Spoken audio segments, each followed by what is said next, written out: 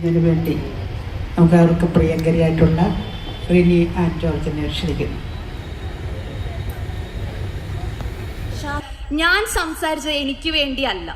എനിക്ക് വേണ്ടിയായിരുന്നുവെങ്കിൽ നേരത്തെ ശൈലജ ടീച്ചർ പറഞ്ഞതുപോലെ എനിക്ക് ചെറിയ പ്രശ്നം മാത്രമേ ഉണ്ടായുള്ളൂ.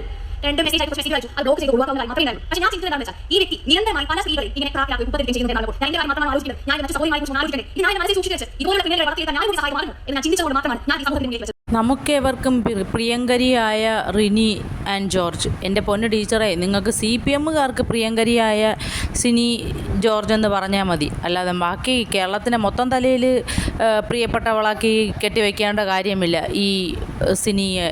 ഞങ്ങൾക്കാർക്കും പ്രിയപ്പെട്ടവളുമല്ല, ഞങ്ങൾക്കാർക്കും പ്രിയങ്കരിയുമല്ല. പിന്നെ സ്ത്രീകളുടെ മൊത്തം ക്ഷേമത്തിന് വേണ്ടിയാണ് സിനി കഷ്ടപ്പെടുന്നത് എങ്കിൽ ഇതിനു മുമ്പ് ഒരുപാട് കേസുകൾ നമ്മുടെ കേരളത്തിൽ വന്നിട്ടുണ്ട്. ഒരുപാട് സ്ത്രീകൾ ഉപദ്രവിക്കപ്പെട്ടിട്ടുണ്ട്. എത്രയോ സ്ത്രീകൾ ഭർത്താവിൻ്റെ വീട്ടുകാരുടെയും പീഡനം മൂലം ആത്മഹത്യ ചെയ്തിരിക്കുന്നു. അവരൊന്നും സ്ത്രീകളല്ലേ? എന്നിട്ടും എന്തുകൊണ്ടാണ് ഇങ്ങനൊരു വിഷയം തന്നെ സിനിക്ക് കയറി കൊള്ളേണ്ട കാര്യമെന്ന് വ്യക്തമാണ്. ഇതിലൂടെയും വ്യക്തമാണ് പ്രിയപ്പെട്ട സിനി എന്ന ഒരു ഇത് ഞങ്ങൾക്കാർക്കും പ്രിയപ്പെട്ടതല്ല. CPMകാർക്ക് പ്രിയപ്പെട്ടതാവാം.